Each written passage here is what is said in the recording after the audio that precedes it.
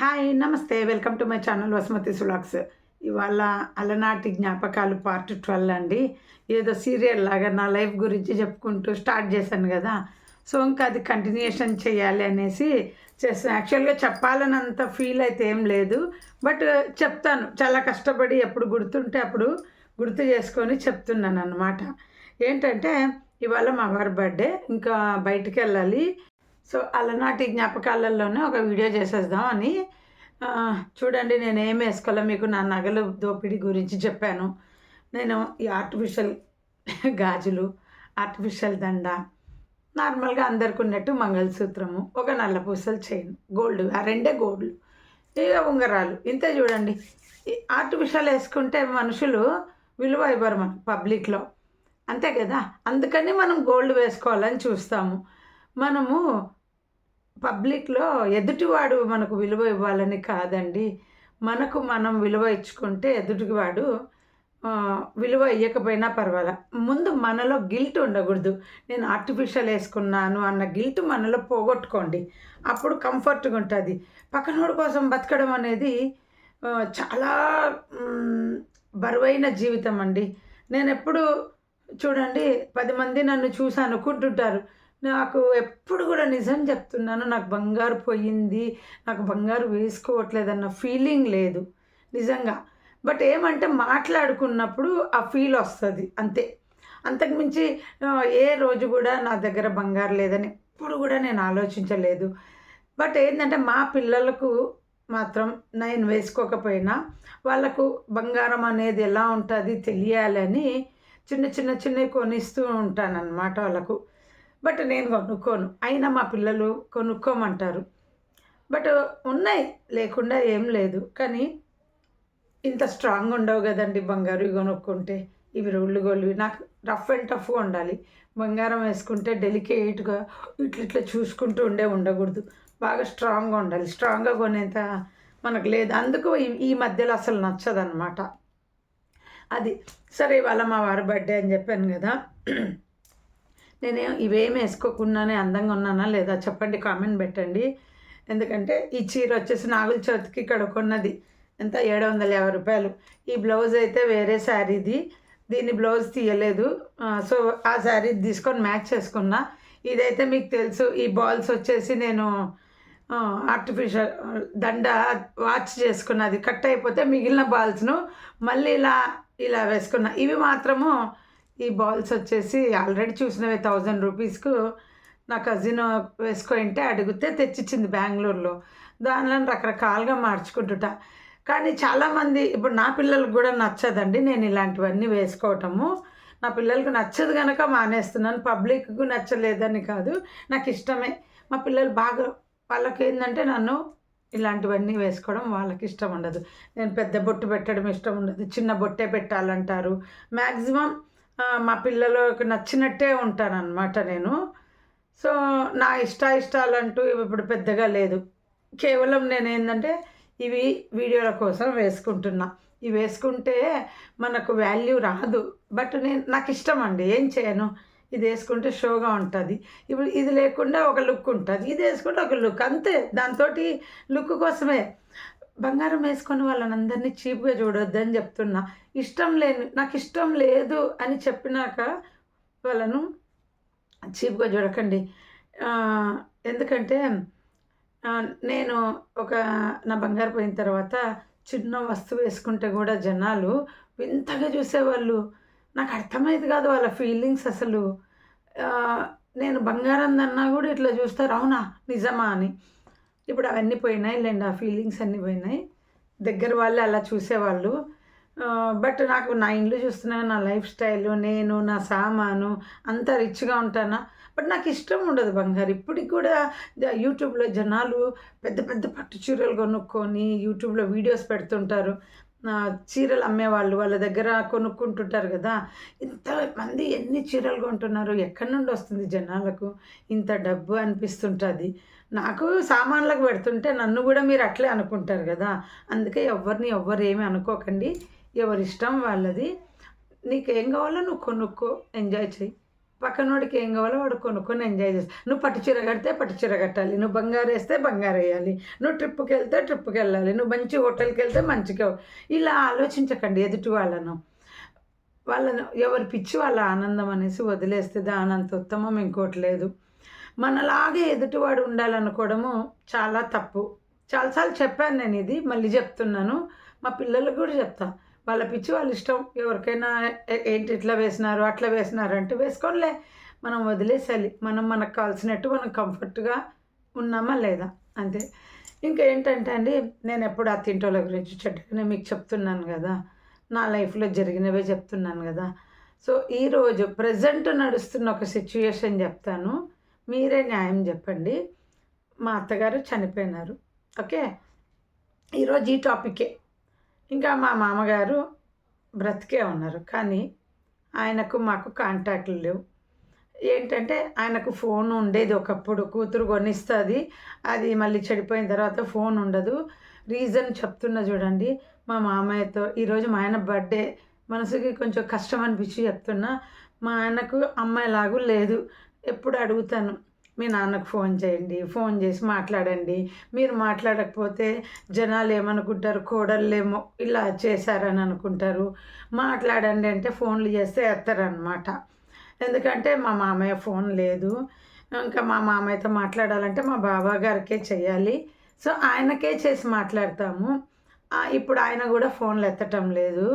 అసలు ఇప్పుడు బంధువులందరికీ ఫోన్ చేసి చెప్పినాం, మేము ఇప్పుడు ఫోన్లు చేస్తుంటే కూడా ఎత్తటం లేదు, మాతో కాంటాక్ట్ లేదు, ఆయన ఎలా ఉన్నాడా పోయినాడా ఏమి కూడా. ఎందుకు ఆ మాట అంటున్నానంటే, ఒకసారి ఒక ఫ్రెండ్ ఫోన్ చేసి మీ మామయ్య చనిపోయినారంటేనే అని అడిగింది అనమాట. నాకు నిజంగా షాక్ అయినా. అంటే తను అడగలేదు, వేరే వాళ్ళ ద్వారా ఆ మ్యాటర్ విన్నాను అనమాట. అప్పుడు వెంటనే తనకు చాటింగ్ చేసి అడిగాను, ఏంటి ఇట్లా చెప్పినావంట అంటే, కనపడకున్నట్టు లేరేమో అని అనుకున్నాం ఊర్లో అని. ఇలా ఉంది సిచ్యుయేషను. నేను ఎంతో టెన్షన్ పడ్డానంటే నిజంగా మాకు చెప్పలేదేమో, ఏమైందో ఏమో. మా ఆయనకు చెప్తా, మీ నాన్నతో ఎందుకు మాట్లాడవు, సరే మీ అన్న ఫోన్ ఎత్తాడు, మీ రిలేషన్స్కి ఫోన్ చేసి మా నాన్న దగ్గరికి వెళ్ళి నాతో మాట్లాడించండి అని ఎందుకు అడగవు అని అంట. ఇప్పుడు ఇవన్నీ ఎందుకు చెప్తున్నామంటే, మనం ఇప్పుడు ఎంతన్నా చెప్పండి, ప్రతి ఇంట్లో జరిగిన విషయం చెప్తాను. ఒక తల్లిదండ్రులు, తండ్రి చనిపోయినో తల్లి చనిపోతేనో, పిల్లలు, ఒక కొడుకు రాడు, ఒక కొడుకు వస్తాడు, ఒక కొడుకు దగ్గరే ఉంటారు వాళ్ళు. సో ఇంకా బంధువులందరికీ అప్పుడు ఉంటుంది ఫోకస్, ఏం రాలే. ముందు చెప్తా ఉంటే చెవిని ఎక్కించుకోరు. ఇప్పుడు మేము చెప్తున్నాం, ఎవ్వరు చెవిని ఎక్కించుకోరు. రేపొద్దున ఒకవేళ మేము పోలేదే అనుకోండి, అంటే పోతామో పోమో ఆ రోజు ఆయనకి ఏమన్నా అయినప్పుడు తెలీదు సిచ్యువేషను. అలాంటి అంటే పోని సిచ్యువేషన్ కూడా రావచ్చు, పోవాలని అందరము ఉంటుంది. బట్ కొందరు కక్షత పోరు, దానికి సాకులు చెప్తారనుకోండి. ఎగ్జాంపుల్, తండ్రి పోతే రాలేదు అని, అది ఇది, తల్లి పోతే రాలేదు అది ఇది మాట్లాడతారు. అసలు ఎందుకు రాలేదు అనేది ఎవ్వడు కనుక్కోరు. ఆ ఇంట్లో ఎవరున్నారు వాళ్ళు మాత్రము ఏం చెప్తారో అది నమ్ముతారు. అందుకని చెప్తున్నా, మేము అందుకే మా సేఫ్ సైడ్గా మేము ఫోన్లు చేస్తుంటే ఎత్తటం లేదు, మాకు మాట్లాడించండి అని మా ఆయన అడుగుతుంటే కూడా ఎవ్వరు పట్టించుకోవట్లేదు. రేపొద్దున ఒకసారి నేను హైదరాబాద్కి వెళ్ళాను, మీకు అందరికీ గుర్తుందో లేదో, వ్లాగ్ చేశాను హైదరాబాద్కి వెళ్ళానని. అప్పుడు ఏమైంది, హైదరాబాద్కి వెళ్ళకముందు మా ఆడపడుచు వాళ్ళ హస్బెండ్ ఆడపడుచు హస్బెండ్ ఫోన్ చేసి, మా మామయ్యకు ఫ్రాక్చర్ అయింది, ఆయన బెడ్లో ఉన్నారు అని అంటే, మాకేం తెలుసు, మేము ఫోన్లు చేస్తే ఎత్తటం లేదు, మనుషులు కాంటాక్ట్ లేదు, మాకేం తెలుసు అని మేము వాళ్ళు ఇష్టం వచ్చినట్టు నోటికి వచ్చినట్టు తిట్టినారనమాట. మా జాబ్ పోయింది, మా పరిస్థితి బాగలేదు, జాబ్ పోయింది కదా అని ఒక ఫోన్ చేయలేదు, కానీ దీనికి మాత్రం నోటికి వచ్చినట్టు అరిచినారనమాట. సో ఇంక సరేలే, ఆడపడుచు వాళ్ళకి హక్కు ఉంది కదా అన్న నడచడానికి, నోటికి వచ్చినట్టు పర్లే. అక్కడికక్కడ నేను మా ఆయన అప్పటికప్పుడు టికెట్ చేసేసుకొని హైదరాబాద్కు పరిగెత్తినాం. హాస్పిటల్లో ఆపరేషన్ ఉంది, బ్యాక్ పెయిన్ అని. పోయిన తర్వాత మీరు నమ్మరు, దిగుతానే ఫస్ట్ పోయినాం సాయంత్రం, పోయేసరికి మా ఆడపడుచు రూమ్లో లేదు, మా బావగారు ఒక్కరున్నారు హాస్పిటల్లో. తను వచ్చిందనమాట యూఎస్ నుండి వచ్చినాక వాళ్ళ నాన్నని తీసుకొని ఆపరేషన్ చేయించాలని తను చూసుకుంటుంది. సో ఇంకా మా మామయ్య చూసినాడు, మాతో బాగా మాట్లాడినారండి. సాయంత్రం పోయినాము, చూసినాము. మా పిల్లలను వీడియో కాల్లో చూపిస్తే ఆయన ఫేస్ కనిపిస్తుంది కదా, ఎవరు ఈడా అని అడిగినారండి. ఆయన ఫేస్ చూసి ఆయన ఎవరు ఈడా అని అనుకున్నా, అంటే ఆయన ముఖం ఆయన కూడా గుర్తుపట్టలేనట్టు ఉన్నాడా, అద్దం చూసుకోడేమో అని అనుకున్నాం. సరే అది వదిలేయండి. మరుసటి పొద్దున్నే మళ్ళీ పోయినాం. పొద్దున్నుండి సాయంత్రం వరకు అక్కడే ఉన్నాం. పొద్దున్న పోతానే వాళ్ళ హస్బెండ్, మా ఆడపడుచు వాళ్ళ హస్బెండ్ పలకరించాడు, బాగున్నామన్నాం. అప్పుడు మా ఆడపడుచు మా మామయ్యను రౌండ్స్ వాకింగ్కి తీసుకెళ్తా ఉంది. సరే ఇంకా బాగున్నారా వదిన అన్న. నోరు తెరిచి పలకను కూడా అనలే అనలే.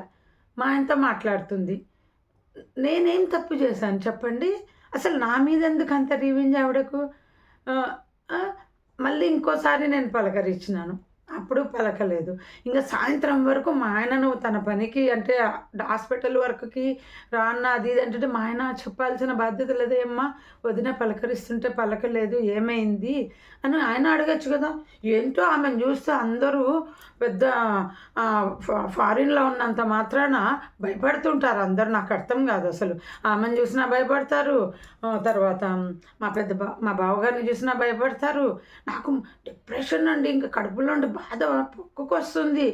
మీరు తిట్టినారని కదా మేము వచ్చినాము. మా ఆడపడుచు వాళ్ళ ఆయన అయితే తండ్రిని చూసుకోవడం తెలీదా మీకు, అది ఇదని నోటుకొచ్చినట్టు ఆయన అడిచినాడు ఫోన్లో. ఆడిపోయినాక కూడా అంటున్నారు, అరే ఉద్యోగం పోగొట్టుకొని మా సౌమ్యం వస్తున్నాం, మాకు ఒక కనికరంగా ఫోన్ కూడా చేయలేదు, వీళ్ళు మమ్మల్ని తిడుతుంటే కూడా పడి ఉన్నాము. ఏం చెప్పాలండి ఆన్సర్ మీరే చెప్పండి.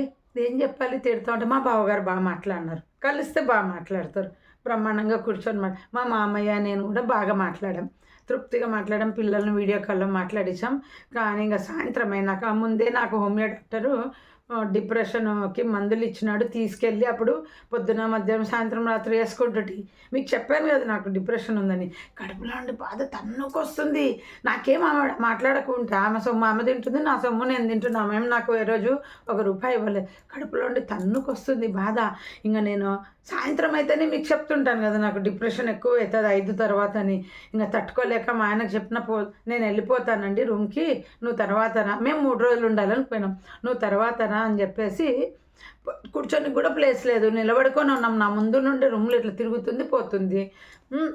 నేను రూమ్కి వెళ్ళిపోతే మా ఆయన కూడా నాతో పాటు పరిగెత్తుకుంటూ వచ్చినాడు. నేనన్నా మీ నాన్నకు చెప్పకుండా వచ్చినావు, పోయి చెప్పి రాపో అనేసి అంటే అప్పుడు మా ఆయన పోయి చెప్పొచ్చినాడు అనమాట.